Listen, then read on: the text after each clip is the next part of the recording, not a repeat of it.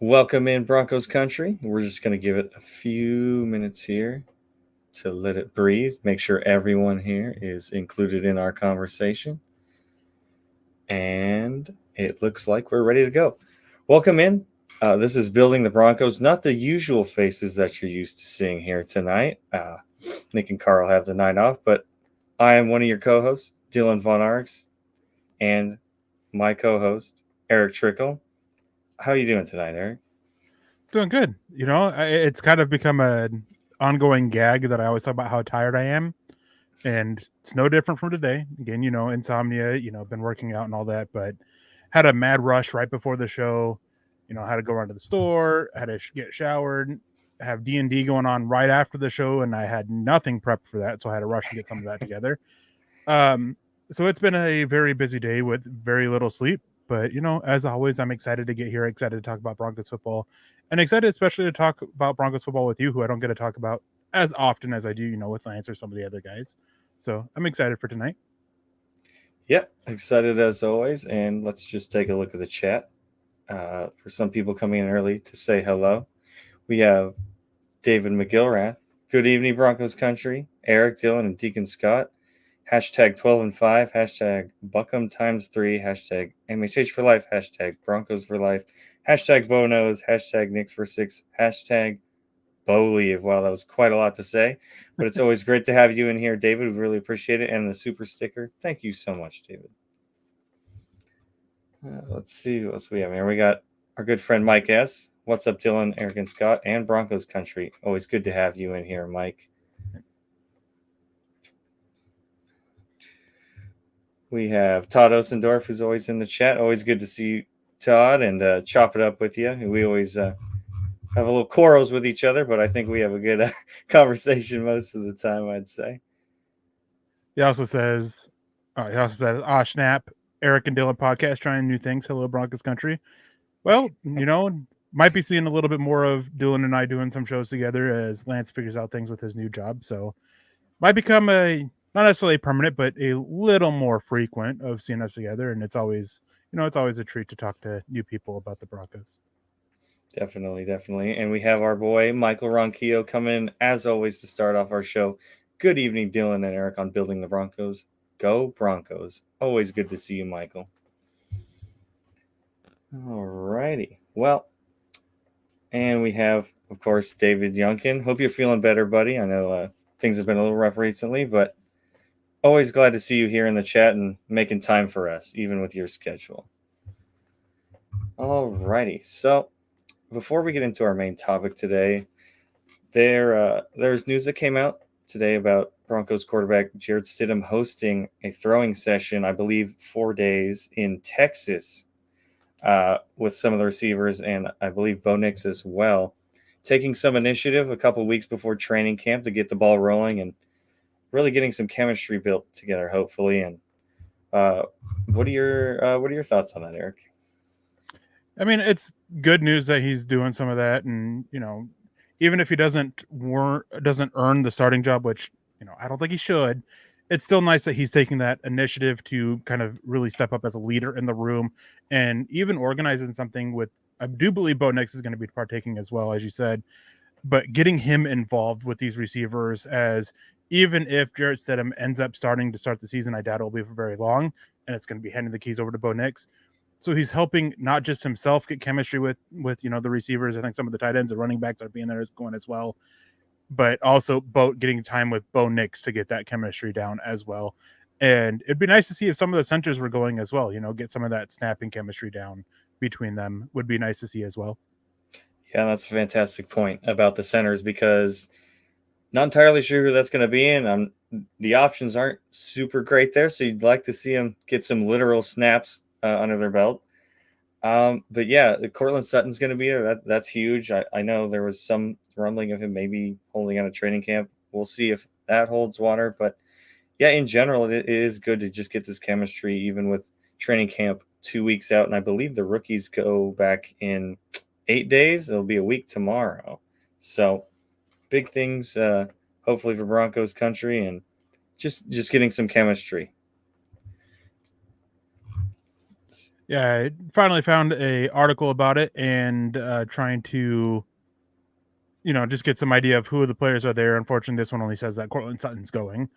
But it's gonna be more than that. And it, as you said, the rookies do report to training camp next week ahead of the veterans that show up on the 23rd. So just that little bit extra time, as both you and I have said, getting the chemistry down, especially even for Stidham too, who he was with the team last year, and so he should know the playbook. But because of him being back up to Russell Wilson for so long, he didn't necessarily get all of that, those reps to build that chemistry with some of these other receivers and some of the new receivers too. Josh Reynolds, Marvin Mims, you're hoping to step up. Troy Franklin, if those three are going, that's some time to start building up the chemistry with them as well for Stidham and, as we talked about Knicks. But this is good for Stidham as well.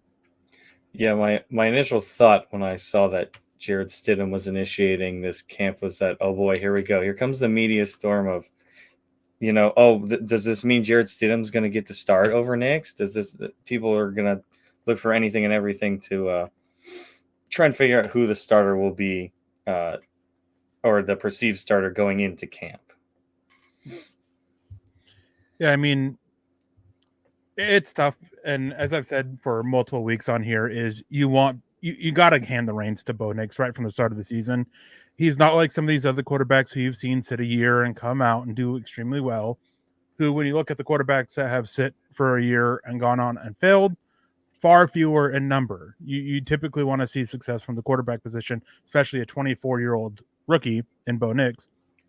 You want to see them get out there early, get out there often, really show what they have. I mean, you got to figure out if you have a franchise quarterback. You live or die in the NFL anymore by the quarterback position. So you got to figure it out. Sean Payton's got to figure out if this guy is as legit as he believes him to be. And he's got to start also winning over, some of us who weren't overly high on Bo Nix and start showing the fans that we can turn this around over the last, 9 years, 10 years, however long it's been, and actually start fielding a decent team that can be pretty consistent. Yeah, I agree with everything you said there. Phil McLaughlin coming in as he always does. Thank you so much, Phil. He says, "Good evening, Dylan, Eric, and Deacon Scott. Why didn't Knicks organize this get together? Hashtag Buckham. Hashtag MHH for life. Hashtag Broncos for life." That's I'm not really sure. I mean, I'm sure he maybe had the idea of doing it, but maybe Stidham got it out there quicker than him. Who knows? But overall, I don't know if that changes much of how he's perceived with his teammates. What are your thoughts on that, Eric? I mean, it could be just a situation of he's a rookie and doesn't have that experience. I don't want to say doesn't have that pull, but in the same way, he doesn't have that pull. Can't think of a better way to really put it to organize this. I mean, we've seen some rookie quarterbacks over the years do that, but a lot of the times it's always been the veterans that are setting this all together, that kind of have the respect of the team. And with Jarrett Stidham, him being there for almost a year, coming up on a year and a half or so, might have just a little bit more sway to get some of these other guys to go do this during their time off, in their final couple weeks of time off before having to report back to training camp, than a rookie. Definitely, yeah. Despite being a first round pick, that doesn't mean you have full command of your team yet, your offense yet, and you maybe gone out to dinners a couple times, maybe a couple Nuggets games or whatnot, but that doesn't mean you get to fully command what happens with this team outside of training camp and whatnot. So, yeah, we'll just have to see. I ultimately don't think it's much of a big deal. They're going to go into training camp, and that's going to get hashed out. Yeah. And then I see this comment from Todd. I honestly surprised by the suggestion that Zach Wilson maybe had to sit him. I've seen this from a few outlets. Not really sure how that conclusion could be drawn, considering Stidham has had a year in the system and he looked fine. He wasn't going to look amazing, only getting the limited practice reps as the number one quarterback and then 2 games. But he's been there, and Zach Wilson is a train wreck coming out of New York, and I just do think that Zach Wilson's kind of a reclamation project, similar to Sam Darnold last year. It's like, hey, and he was also with the Jets, but seeing goes, it's like, hey, let's take a year. You get to sit on the bench, you get to relax and learn, reset. Yeah, I mean, I can understand this, and the thought that maybe Zach Wilson can earn the starting quarterback job, in that first month he joined. But once we got to OTAs and minicamp, and all the reports were how badly he was doing on a lot of basic stuff as well, because OTAs and minicamp, that's very much the making sure you're getting everything down and stuff like that. It's the fundamentals, the basics, and he threw like 3 interceptions in 2 days, and they were really bad decisions on his part. I don't see how you can sit there and say that anymore. The question is can Zach Wilson even make this roster at this point and convince the Broncos coaching staffs, primarily Sean Paton, that keeping 3 quarterbacks is worth it? Yeah, and especially like you mentioned, playing abysmal in OTAs when you're throwing against air and not really having pressure on you. That's kind of that's probably a little telling there. And I see a comment here that, and I might have to fact check this, but apparently Nix was in Hawaii getting married. So he got married 2 years ago. 2 years ago. So it might have been an anniversary thing. And then somebody brought up this Shiloh with the Kyrie Jackson, his former teammate, and the tragic car accident that he was in, that he might be, doing something with that as well. That all could be, but it still is, as sad as that is, as busy as it is, you can still kind of organize stuff. So I don't think that's a reason why he didn't organize this. But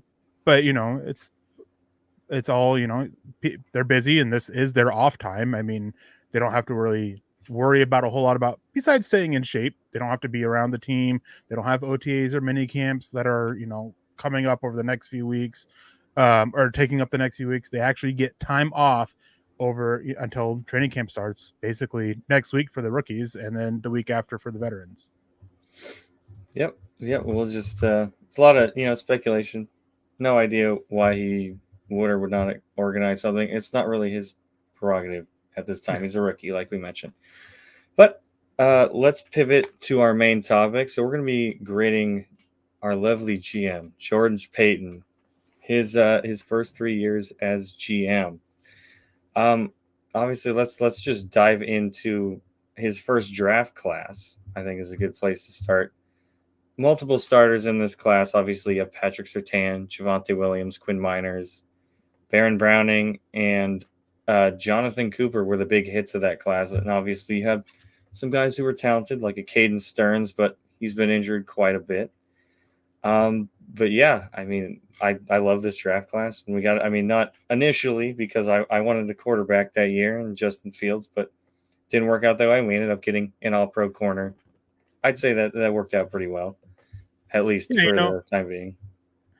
They always say is like you do the post-draft grades, those initial ones and everything, and that's strictly based off of, your pre-draft thoughts of what they were, how they could fit, if you thought they were reach. It's content. 3 years is typically where you get a pretty good idea of what most of these players are, and so they've had 3 years in the NFL. They're entering their 4th year. It's nice to be able to look back and see what they've done. And overall, this is a pretty good class. Still some questions, especially about a lot of these guys, some injury concerns with some of them, but it's a good class. And the biggest thing is they hit that first pick. As much as I wasn't a fan of Patrick Surtain in the first round for the Broncos specifically, he quickly proved me wrong, made me eat that crow, and has become one of the best young corners in the NFL. And, that right there doesn't make up for every single thing in the draft that they did, but makes up for a lot of it. Yeah, and what's a little glaring of an issue now is obviously Javonte Williams had a pretty hot start his rookie season, but you trade up to get a running back, and it was worth it maybe for that first rookie season, but now we're saying, hey, and obviously you can't predict injuries, but besides the fact that they're going to happen at some point, and that 3 ligament tear in his knee, and he's not looking as explosive, and he's got problems with his vision. And this isn't just to run down Javonte. I do really like him. It's just going into this year, it's hard for me to be super ecstatic about what he could bring to the table. Yeah, what the whole thing with Javonte Williams is, when you see those multiple ligament tears in running backs, very rarely do they come back and have returned to what they were beforehand. We've seen it multiple times happen, and like less than 1% of them return back to the form prior. Extremely rare for it to happen. Williams could be an outlier, but there's a reason why there was a bunch of trade rumors going around about, or moving on from Javonte Williams rumors anyways, over the last couple months. There's a reason why they went after Audric Estime. There's a reason why they're super high on Jaleel McLaughlin. They're trying to rebuild this running back room essentially, and they're doing it pretty quietly. It's not getting a lot of attention, but getting some. They really like what they got in Blake Watson. It's why I believe that Samaje Perine's on his way out. And I think, well, Javonte Williams is safe for the roster this year.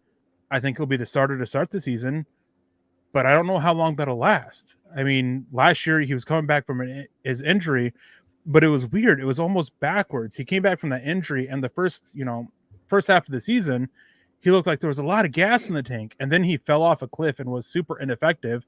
And Sean Payton and the Broncos offense just kept, sticking with him, and he just kept getting worse. And then he had one of the worst closes out to the season for a starting running back that I've seen in a long time. I mean, he averaged like barely 3 yards per carry over the last like 4 or 5 weeks or something like that. It was terrible, a terrible end to the season for him. Yeah, it sucks because, like I mentioned, he got off to a pretty hot start, and is very promising for Javonte, but his replacement's already on the roster, at least in my eyes. Estime does a lot of things that he does, but he's got a little better vision. Yeah, it's just the running back room will be interesting. And then as for some of these other guys, like I mentioned, Caden Stearns, he looked pretty good, but he kind of reminds me of the same thing of Brandon Jones, as where he was the third safety. That's kind of where he played the best. And obviously he got a couple starts and he looked solid there, but it's another thing, the injury bug. That's going to keep him back, and it's a shame for a safety room that's lacking a lot of proven talent. Yeah, we have, before we're getting back to that, because there's definitely some I want to add about that safety room. Phil McLaughlin jumping in. You guys think Nix will be announced as a starter before preseason? If so, does he play behind the second stringers in preseason? My quick take is that he should be announced as a starter before training camp starts. He should have been announced basically as a starter the moment they drafted him.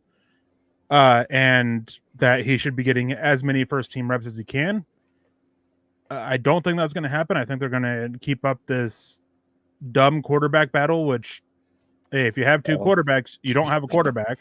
Mm-hmm. And they're kind of sticking with that. And as much as it annoys me, that's what they think is best. And, I'll trust in Paton and hope that it turns out well. But I think at least one preseason game, I think he'll at least be the second string quarterback, if not two or three, even if not, all three of them, but at least one, I think he'll be the second. Yeah, I agree with you there. In my mind, he's a starter already, and and I know that's silly to some, but the competition is Jarrett Stidham and Zach Wilson, and if you can't at least be a little behind, let's say Stidham, because Zach Wilson's got the tools and whatnot, but I don't expect him to be the starter whatsoever. But even if he's just a little behind Stidham, you have to start him, in my mind. Get him those reps. How else is he going to learn? And I know, you're throwing him to the wolves and all that garbage. Like, I just don't think that's a valid enough excuse. I think you need to get him the reps. That's the only way you learn. And you see these days, how long are starters sitting that are successful?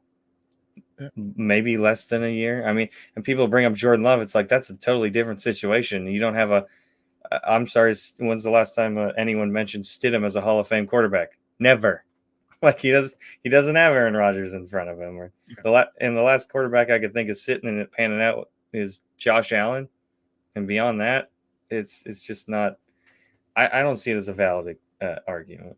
And another big thing with the whole Jordan Love argument for me is, one, Jordan Love was 20, 21 years old when he was drafted. And what was the big knock on him? The tools were there. He just has to put everything together. And the Packers drafted him to sit for a year or two with intent behind a Hall of Fame quarterback. That's not the case with Bo Nix here, a 24-year-old quarterback who, yeah, there's some technical things to clean up, but one of the most experienced quarterback to ever enter the draft, has started the most games, praised for his football IQ, everything that you want to be a starter quarterback in the NFL, so to speak, is there in him. It's not the same thing as Jordan Love for an argument to sit him. And it's very similar with, the argument about Patrick Mahomes or Josh Allen. Both of them, they were guys that they had a lot of tools. They just needed some time to put them together. And Josh Allen, I mean, he wasn't sitting behind a Hall of Fame quarterback. Neither was Patrick Mahomes. But Patrick Mahomes had Alex Smith, who was a very underrated quarterback until he got hurt. And Josh Allen, still has a lot of issues as a quarterback. He just makes up for it so much because of how dangerous he is as a runner, which just adds so much to it. So the argument to not throw Bo Nix to the Wolves, it's not really there as you can make with some of these other quarterbacks like JJ McCarthy or somewhat Drake May and Caleb Williams. Like, you can kind of make those arguments. Not so much with Bo Nix. Mm-hmm. And who knows? And I hear this with the Jordan Love argument a lot. It's this guy looked pretty shaky. I mean, he came out, started the first couple games. Jordan looked pretty good, and then he took a dip. He started looking bad, and then he turned it on, and they make it to the freaking almost championship game. And it's like, yeah, maybe if he was playing this whole time and getting more reps, he would be further along than he is now. And like you mentioned, Bo Nix doesn't have that excuse. Like, he's 24. Stop telling me he's got this supercomputer brain and he's a fast processor and all this stuff. If you're going to be like, well, actually, he does need to sit and learn. What are you going to learn sitting on the bench with how developed he is as a quarterback? Yeah, Howie freaking Day coming in. Evening, gentlemen. If they give Bo preseason game 1 and he looks the part, did the Broncos call it then? I don't think they will. I don't think they'll do that. But if they do and he looks the part, 100% they should call it. 100%. But I'm also in the mindset that they basically, the moment they drafted him, they should have named him as a starter. And then I'll let you answer this, but also going back to Jordan Love real quick. One thing for me is everybody wants to crown him as this great quarterback. I'm still on the fence. I mean, yeah. And you kind of touched about it. He had one very inconsistent year. He closed it out strong. Still a lot of growth that needs to be done. Will he take that step in year 2? This year, I might be like, all right, yeah, it was really worth sitting him. But I'm with you. Is if he got started a little bit early, which again, I understand, Aaron Rodgers, of course, is not going to start over Aaron Rodgers. Sure. But if he got that time, maybe he would be farther along and, better than he is. We'll see. I'm giving him this year to really, come to full judgment on Jordan Love. But again, Jordan Love isn't the best argument for a reason to why you should not start Bo Nix day 1. 100%. And as for Howie's question, I would hope they call it if he looks the part, and if like, hey, that's all we need to see. It's our guy. Get behind him immediately. And I don't care how inconsistent he looks during the season. You don't bench him. You do not bench him for a Stidham or not, unless there's an injury. Knock on wood. But yeah, I think they do drag it out a little bit. Unfortunately, and it seems to be the route they're already taking. So, I mean, if they're going to be consistent there, maybe they'll wait till after the second game. Yeah. And I know our topic is the 2021 draft class, but I'm seeing a lot in the chat talking about the center position. What are your thoughts about the center position and who should be the starter, or for you, who is the starter at the moment? Well, Sam Mustipher is like the worst graded center of the past few years as a starting center. Not really excited about the prospect of him getting the starting job. For me personally, I think it would have to be Alex Forsyth. He had some familiarity with Bo. I know he wasn't with him for a couple of years there, but George Paton announced pretty early on when talking about Lloyd Cushenberry departing that, hey, we really like Alex Forsyth and we think he could be a guy in this league. So if they think he is the best option there, I'm for it. But like I mentioned earlier, not in love with any of the options there necessarily. But if they have to go with someone, I think Forsyth would probably be the guy. I do think Forsyth has the edge. I do think that's going to be a competition. Luke Wattenberg surprised him with how much he grew from his rookie season where, God, that was just awful. I mean, it was so bad. Do you remember Dalton Reisner turning and yelling at Luke Wattenberg during, I believe, the Chargers game? Yep. Towards the end of the season. But he really improved, and they were having a competition for the starting center job. And both Wattenberg and Forsyth were doing well. They just couldn't help the fact that Cushenberry just took such a huge step forward with his play and just grew astronomically from the year prior and just locked it down early. They like Alex Forsyth. They like him a lot. They were higher on him than the drafted, but they kind of waited because of the injury that kept him out. There were some concerns about the injury, sidelining him for a little bit while, maybe even into preseason training camp and even the regular season. Fortunately, he was able to recover and get out there pretty early and quickly. So I do think Forsyth is the guy, but it's got to be either him or Wattenberg. If it's Sam Mustipher, I don't want to say it will be, but based off of what we have seen out of Sam Mustipher, it is likely to be a very problematic part of an offensive line that could take a line that has the potential to be a top 10 unit if they can get improvement from Mike McGlinchey and improvement from the center position and keep them from being that, because Sam Mustipher is just that bad. Yeah, and hopefully, because we saw some growth last year, obviously, from Cushenberry, but the rest of the line played pretty solid. Ben Powers a little shaky, but sometimes you overpay for guys that they're never truly going to live up to a contract that you give them. But I think Zach Strief was a big help on the offensive line this year, and hopefully that continues with a change at center. Hopefully get some consistency there, especially with a rookie quarterback. Yeah, and with Ben Powers, I was really high on it. I liked his tape a lot. I do think, the complete difference of the offensive scheme that he was playing in from coming from Baltimore with Lamar Jackson to what they were doing last year, I do think that affected him a little bit. Be curious to see if he can improve on that, because he did show improvement as the season went on, and got better. There was a couple games where he really struggled, but most of them were earlier in the season, in the first 6 or 7 weeks, and then he got a lot more consistent. So I want to see if he can build on that. And then just transfer this over to Quinn Myers.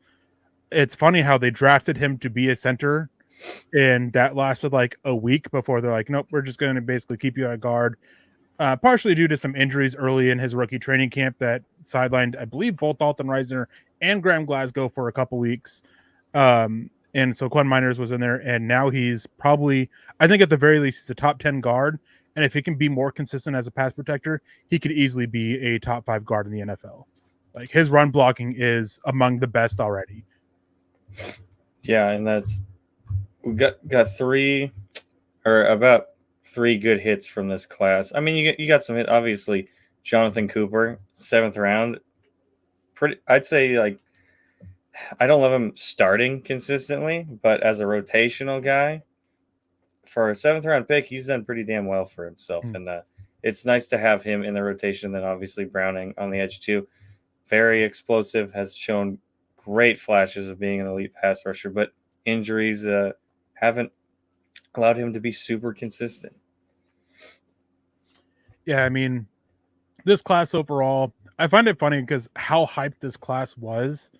I remember, and I'm not trying to throw shade at anybody, but I remember during the live draft show how hype a lot of the listeners and even some of the guys that we were on with about this class.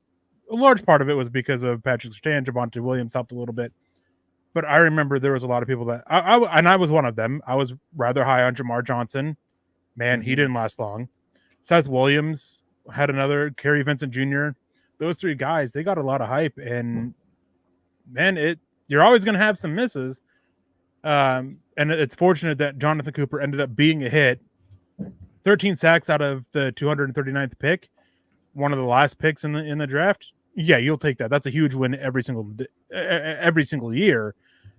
But it's just that 5th and 6th round, those 4 picks after Baron Browning, Stearns, Johnson, Williams, and Vincent. Those are the big, what's the right term here? The big, I can't think of the right word I'm looking for here, but those are the big issues with this class. Is you're not wanting a lot out of them, but you want a little bit more than you got out of them. And Caden Stearns, well, he's looked good on tape. A lot of it was as a part-time player as a rookie.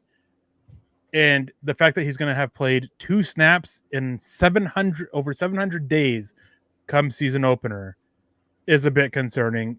Playing less than 600 snaps in 3 years. Everybody gives Greg Dulcich a bunch of crap, but Greg Dulcich has played almost as many snaps as Caden Stearns has with 1 year less in the NFL. So if the injuries are such a big thing and a laughing matter about Greg Dulcich, well, it's an issue for Caden Stearns. Exactly, and it's a shame due to just how shaky the secondary could be next year, especially at the safety position. And like you mentioned, we've seen him play like kind of as that third safety or like, just coming in for spot plays and whatnot, but not consistently as a starter. So it's hard to even say that he's worthy of being in that starting spot, which I don't think he will be. He hasn't played. Yeah, and you said earlier about mentioning Brandon Jones with it. Brandon Jones, and I just wrote an article about it. Brandon Jones is a huge gamble for the Broncos. Mm-hmm. With how much they're paying him for how little he has played as a rotational piece. And yes, he's coming off the best year of his career, which, hey, that helps you, be willing to make that gamble. 3 years of some really bad safety play as a rotational safety. And now you're looking at him as you have to have him be a starter because of what you paid him. Can he hold up? I mean, he's only played like about 600 snaps at most in a single year. And you're looking at trying to get over almost twice that. You're looking at least 1,000 snaps out of him. Will more time on the field see his play, build off of last year? Or will the extra snaps show the flaws in his game more frequently and hurt his overall play? Mm-hmm. And just one more thing about the center position. I think Todd brings up a couple names. I want to get your thoughts on them, Eric. Connor Williams or Connor McGovern? Any of those guys worth bringing in, or you think they're out there for a reason? So I can't remember if it was last week or the week before, but we talked about the center position a little bit, and Connor McGovern was one of the names I threw out there. He's coming off the worst year of his career, but he played well for the first few years with the Jets, extremely well. He's dealt with an injury, and he's expected to be good by the start of the season. Connor Williams, on the other hand, he is dealing with an injury that might keep him out for the majority of the season. Mm-hmm. And last I saw is that he might not ever be able to come back because of how badly he damaged one of his legs and with the ligaments that he tore and everything, that he might not ever be able to really make it back. So, hey, I'm fine bringing in Connor McGovern because, you have more tape of him being a quality center than you do any of the 3 guys the Broncos have. Mm-hmm. So I'm fine taking that shot and seeing if he can come in and handle it. But Connor Williams, just with the injury, if he wasn't hurt, I'd be all over it. But that injury is just such a concern for me that I gotta hold off on it. Yeah, and if you're bringing in a guy, it's to be an immediate competition or something in camp. If he's going to be injured, especially like you mentioned, possibly for the majority of the season, I don't see the point in bringing him in. But yeah, Connor McGovern, I would be happy with that. Just gives some more competition, some depth, even if they like him better than a Mustapher. Or I don't hate that option of Connor McGovern there. Charlotte coming in saying Williams is 7 months post-op ACL. McGovern had a dislocated patella in about week 10. McGee could play this year. Williams should not. And yeah, from what I understand with Connor Williams is that it wasn't just an ACL, that his damage to his knee was worse than Javonte Williams with the ligaments that he tore and the damage to the other ligaments that he had as well. And McGovern, as everything said, I believe he actually has already been cleared for full football back in May, right after the draft, I believe is when I saw that. So one of them if I remember that correctly, one of them's already ready to return to football, and one of them is still very much up in the air. Yeah, definitely. All right, let's just take a look at. Are you ready to move on to the next draft class? I haven't really touched about Cooper here, and Shiloh has a good comment here. And I believe Cooper was a 3rd or 4th round grade pre-heart condition, if I'm not mistaken. Yeah, I heard some late 3rd, but most of it was early 3rd day, 4th or 5th round for him. And then the heart condition, that scared a lot of teams off. And a lot of guys took him off their board completely with the heart condition, because heart is a hard thing to deal with, especially as a pro athlete. So yeah, I mean, he's really good value, but it's not like that.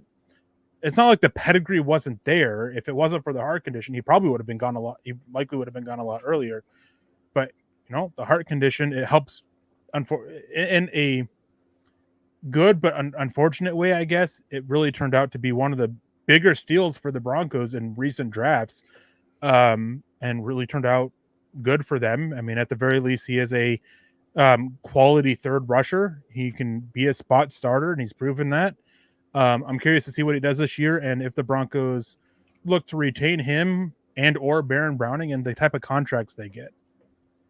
Yeah, that'll definitely be an interesting thing to monitor, because Baron, like I mentioned earlier, he showed a lot of explosive prowess and just bending around the edge. And I did think he was going to be a top tier edge rusher for us, but just injuries, you can't really rely on him a whole lot. But when he is on the field, he's kicking ass out there for sure.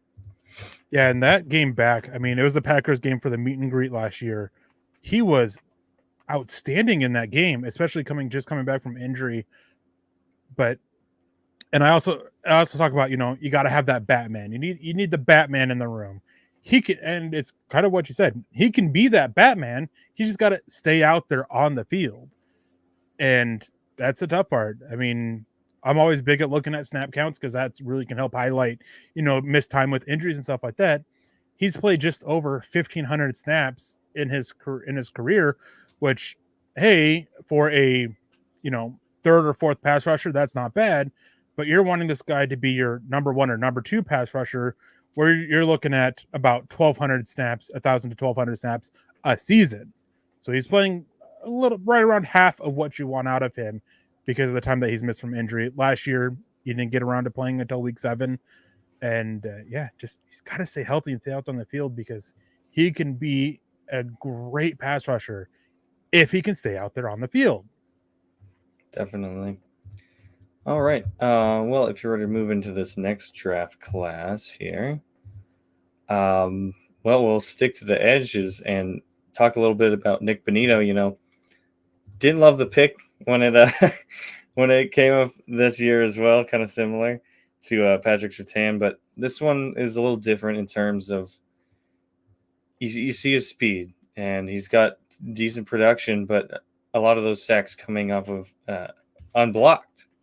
And what I'd love to see more from Nick Bonito, in the sense that, hey, I want to see you beating some of these blocks. I don't want you to be untouched every time. And it's nice that you're getting those sacks, but I need to know that you have it all, and also get some more strength in his lower body to help combat that run game, because he's quite abysmal in that area. Yeah, I mean, that was the big concern with him, and coming out of college, was what he would do against the run game. And Oklahoma's slanting defense up front helped him out a whole lot in that aspect. But you can't really do slanting fronts in the NFL. They just don't work.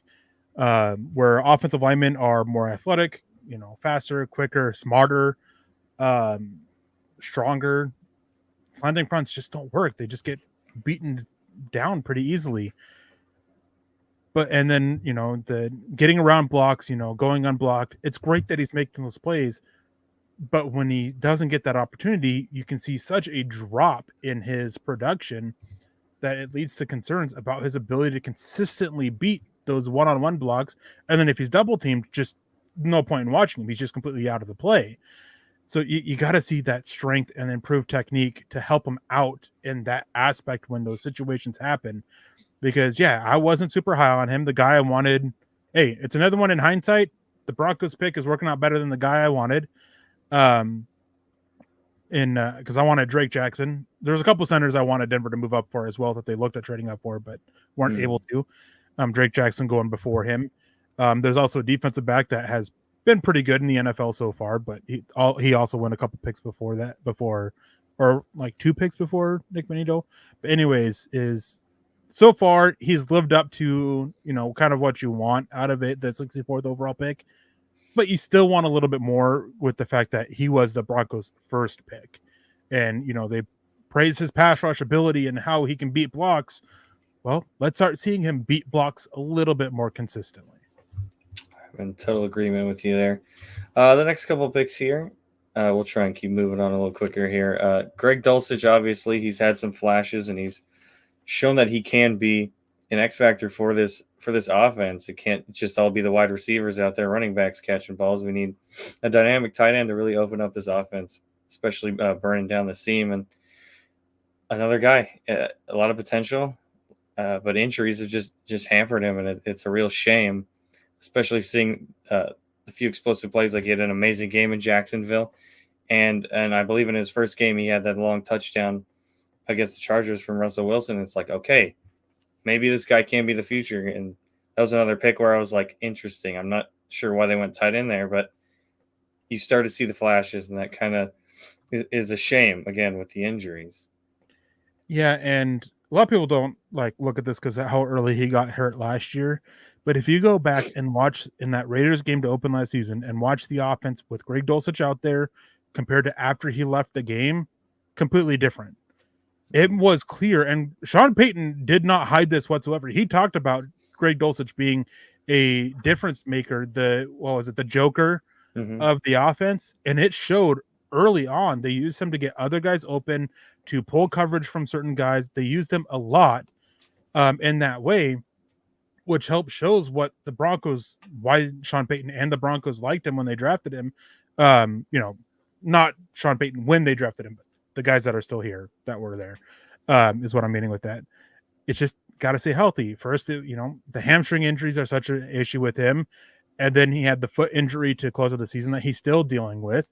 They were having him see a gait specialist or something like that to help him work at his size and all that. So, you hope that he can work it out because you don't want a third-round pick to be a bust for the Broncos.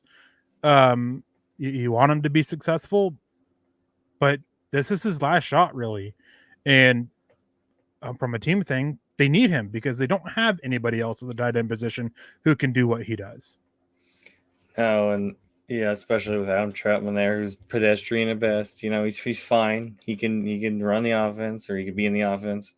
And then I know Kroll has gotten a lot of play recently, but until I see it in preseason or on the field in general, I'm not gonna be hooting and hollering about this tight end room for sure. Lucas Kroll gets so much love for a guy who barely has done anything. Yeah, it's again, it was like a lot of OTAs hype, and you're not playing real football there. I'll just say that.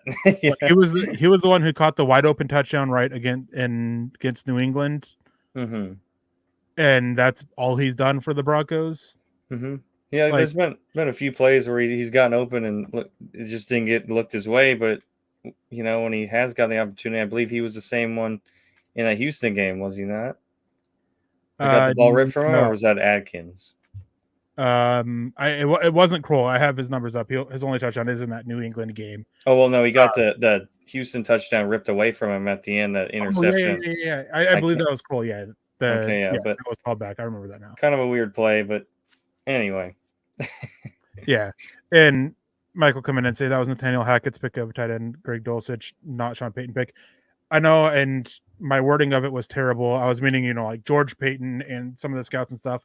You're seeing why they really liked Greg Dulcich to sign off on, the draft pick who both Russell Wilson and Hackett wanted, and Sean Payton last year during the offseason and early in training camp before he got hurt, gave a lot of praise to Greg Dulcich. That's my bad. I didn't word it right and just wanted to, make that clear as what I was getting at with it. But yeah, with Lucas Kroll, it's all potential based. And, it's fine. He's only been in the NFL for this is going to be his third year, I believe. And it's fine. And he has potential. He can be something, but he still isn't the same type of tight end that Greg Dulcich is. He's not this super athletic guy that can dictate matches or mismatches or dictate coverages and pull mismatches because of his athleticism, because you can't cover Greg Dulcich with a linebacker. You can't really cover him with a safety either. So you kind of either have to double cover him or pull a corner. Lucas Cole, he's not really that type of guy, but there is potential for him to be a contributor to this offense as a third tight end. But unless he takes some significant step forward, I'm not seeing him be the guy. And right now, the guy is Adam Trotman, who has shown that he can't be the guy. Mm-hmm. Yeah, and that's very disappointing. it's a pretty abysmal tight end room. Let's move on to some of these other picks really fast. We'll have to move a little quick here. Demar Mathis obviously had a solid rookie campaign after having to step in for who was that? Was Darby, Ronald Darby. He stepped in for Ronald Darby when he got injured. Played pretty solid, found his footing, and then in year 2 just kind of didn't look so great. And then a street free agent comes in and takes his job for the rest of the season. Not a great look there. And then obviously Uwama Uwazurike gambling. I don't even, is he going to be back in the league? Who knows? Like, yeah, we're not sure if he's going to be reinstated at this point because of some changes to the state of Colorado might be bringing charges against him, which would keep him from being reinstated. According to Mike Kliz, though, the Broncos haven't given up on him, and if he can return sooner rather than later, then they'll give him a shot. But man, I mean, I was a staunch defender of him right after this things coming out of that he still has a chance with the Broncos. But the more you get, the more we learned about the situation, the identity theft being brought up into it, this going back for a long time, betting on games he played in, all this, like, it just really soured me on him. And there's a GIF going around, I actually have it on my phone saved, of my reaction to the draft pick, because I really liked him. I liked what he could bring. And he did show growth his rookie year towards the end of the season. But now I look at this defensive line, and I just did a article on it. Not sure if it's published or not, but they have 4 spots locked up on the defensive line, 1 or 2 spots open, depending on if they keep 5 or 6 guys. And I just don't see how one of those guys could be Uwazurike if he does get reinstated. So it's just very questionable there. Turning out to be a pair of poor selections. I believe both Mathis and Uwazurike both had me, Nick, and Carl all hyped up a little bit. And then after this draft is basically, or after those, let me phrase that, those day 3 picks have really turned out to be just nothing but bad picks or questionable picks. Because going through them real quick, Montreal Washington, no longer with the team. Faion Hicks, I don't think he's even in the NFL anymore. Matt Henningsen, still with the team. Yeah, he's a fine, 5th, 6th guy on the rotation. Luke Wattenberg, maybe he can surprise and earn that starting job. DeLeonard Turner-Yell, it's just such a bad class. And after, that 2021 class, they looked solid, looked like a really good class as a rookie, especially with Patrick Surtain, Williams, Miners, and Browning that first year, and Stearns being able to stay healthy. Cooper, those the rookie years they had. And then we get to this, and it's just a complete flip of what we got out of George Paton's first class. And it's a very questionable decision, but you also have to wonder how much of that was the coaching staff. This has been long debated. How much of it was Nathaniel Hackett? How much of it was whoever the special teams coordinator was, whose name I can't remember, who supposedly was the one that just absolutely pounded the table, jumped on the table, all that for Montreal, Washington. Had to have him, even though multiple other people came out and said no team was going to draft him. Teams were already calling him. I believe he was the one who said that teams were already calling about signing as an undrafted free agent, and Denver had to draft him. This turned out to be a really rough draft for George Paton. It's like if you're going to draft him, use one of those 7th rounders on him if you're going to do it, But I like Scott puts in the chat here. Montreal was shocked when he got drafted. He's not especially being there in the 5th round. Like I mentioned, if you're going to do that, use that 7th round pick. You're picking 232. If you're that worried about him being a free agent, use that. Don't use any higher selections on that. Yeah. And then let's just move in to this 2023 class here really quick. We're running a little short on time, but this is a short class, thankfully. Obviously, you have Marvin Mims, who was great as a returner, like did wonders there and really changed the special teams for the better overall. Like this team was terrible. Like I want to say bottom 10 to bottom 5 for the past several years on special teams, and Mims totally flipped that around, and you actually have a weapon there at return man. And now you'd love to see him more on offense, and I'm sure we're going to see a lot more of that now that Jerry Jeudy's gone, because Jeudy was playing the role that Marvin really fit for this offense. And if he can get more touches and diversify his route tree, I expect big things from Marvin Mims. Yeah, I mean, Lance and I believe it was last week, we kind of talked about the 2023 class and what we want to see from them. It's time we see more out of Marvin Mims. It was funny because I remember talking about Marvin Mims with Nick back in like January on Twitter. Refuse to call it X, by the way. And we were talking about how for, what was it, the 63rd selection? Right, because that was the year that one of the second round picks was forfeited. Or first round picks. Anyways, one of the top 64 picks was forfeited. So he's the final pick of the second round. You traded up to get him. You are wanting more than just a returner out of him. It's great that he was a really good returner for them and made the Pro Bowl, but you want more out of him, and it's time to get more. And it was a similar thing with Drew Sanders, and now he's hurt. And it's a similar thing with Riley Moss, who you kind of have to, hopefully, similar situation to Bo Nix year. You kind of got to name Riley Moss as the starter.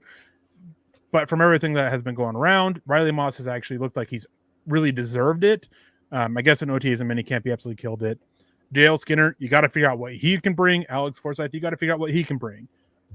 And after the 2023 draft, both Nick and I, we talked about this, I believe on the live draft show, we talked about it multiple times.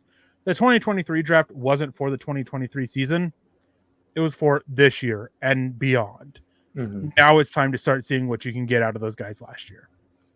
100%. You know, it sucks with Drew Sanders because he was in the spot where, are they really going to move him to edge, or is he going to stay inside? It's like he's a little small to be playing on the edge. Why would you move him over there when you're trying to keep him in the middle and you train him up there? That's what you drafted him for. That's all you ever talked about when you drafted him. And now you're going to try and move him on the edge where he's not really a fit there. Yeah, and real quick, Todd, the whole thing with Uwazurike, yes, the stuff in the state of Iowa was thrown out. But there is now a situation that is holding up his potential reinstatement from the NFL as the state of Colorado are looking at charges and doing their own investigation into Uwazurike for different laws and everything like that. That could see, new charges being brought up against him, which will keep him suspended. And so we're just waiting on that investigation to figure out. It's not that he's being punished without proper due process. It's known that he did break NFL policy. He bet on games. He has admitted to betting on games. The charges in Iowa were about, specifically the identity theft and stuff like that, that those dealt with, and underage gambling. So there's still a lot going on there. He's not being punished without proper due process. He's getting proper due process. And the NFL, if you break their policy, they've done their investigation. He's admitted to the gambling, and that's what he is suspended for. It's not about anything else. And depending on how this investigation goes in the state of Colorado, where charges could be potentially brought up against him in the state, that could see his indefinite suspension, continue to be. It wasn't guaranteed to be a year. It was indefinite. So it's still very much up in the air. Still a lot of investigating going on the legal side of things. And the NFL is just waiting for word out of that before going on. Yeah, and the Broncos can't even really afford to wait for that. They got their own stuff to deal with. And like I mentioned, training camp is 2 weeks away, and this guy hasn't played in a couple of years. Like, it's not looking too good for Uwazurike. All right. And let's see. Anything else you want to say about this draft class? I know, like you mentioned, I'm a little higher on Riley Moss as well. I like his length and his speed. Hopefully he does get that second cornerback spot, and whoever gets that spot is going to be thrown at quite a bit with Surtain being on the other side.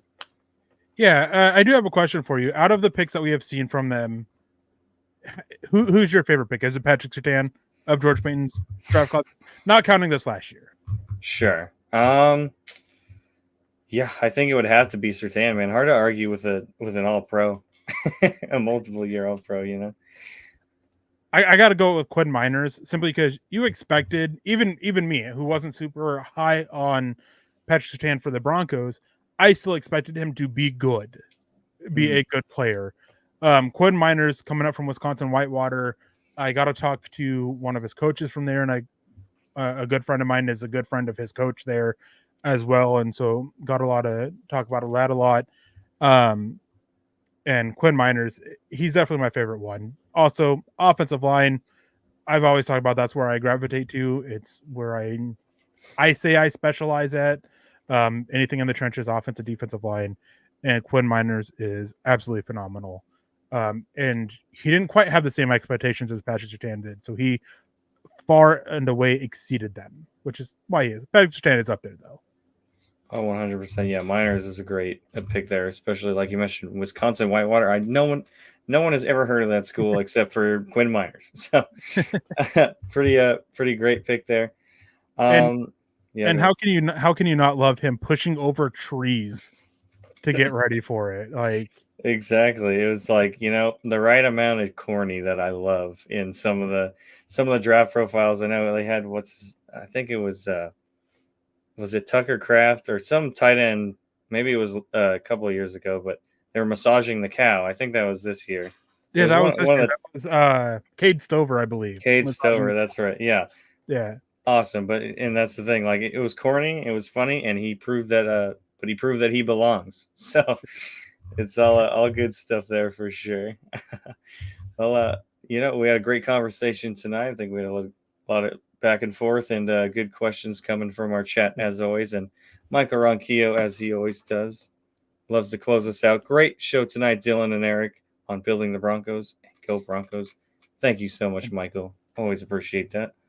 And I got to say here, Todd Osendorf coming in. Well, Michael Vick got to return after hosting dogfighting.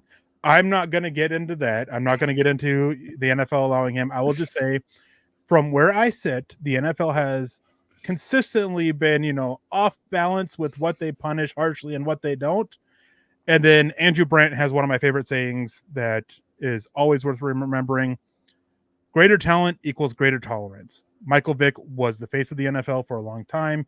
He was, a rising star in the NFL, a star in the NFL. All this happened. Uwazurike, 90% of fans don't know who he is. Huge difference there. So greater talent, greater tolerance, but NFL is definitely in balance with how they punish things compared to other things. And I will stick with that until they fix it because they need to correct how they do things. Yep. Especially if you're gambling on the NFL. Yourself, no less. Well, thank you folks for joining us tonight. Obviously, we're not the two usual hosts here on Building Broncos, but I hope we put in a good enough effort for y'all to allow us to come back at some point soon, But this has been Building the Broncos. Make sure to follow myself, Dylan Von Arx, MHH, on Twitter, and Erick Trickel at Erick Trickel. Make sure to give us a follow on Facebook as well. Make sure you're on all platforms. And get some merch. I have he's got a WLID Tire Show hat over there. We're not going to promote Building the Broncos merch because we are not them.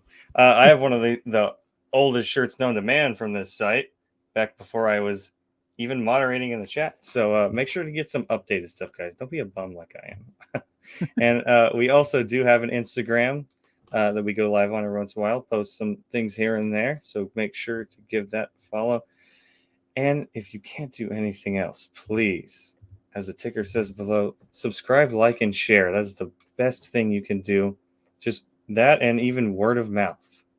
But if you can just do those few things, that would be greatly appreciated, folks. Eric, anything to add? No, just have Oh, I was about to say, have a great weekend. It's not Friday, it's Tuesday. Have a great rest of the week. I'll be back on Friday. I believe Lance will be with me.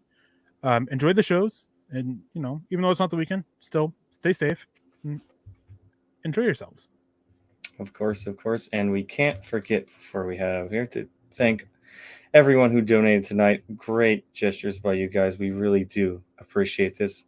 David McGillrat, Michael Ronquillo, Phil McLaughlin, and Howie Freaking Day.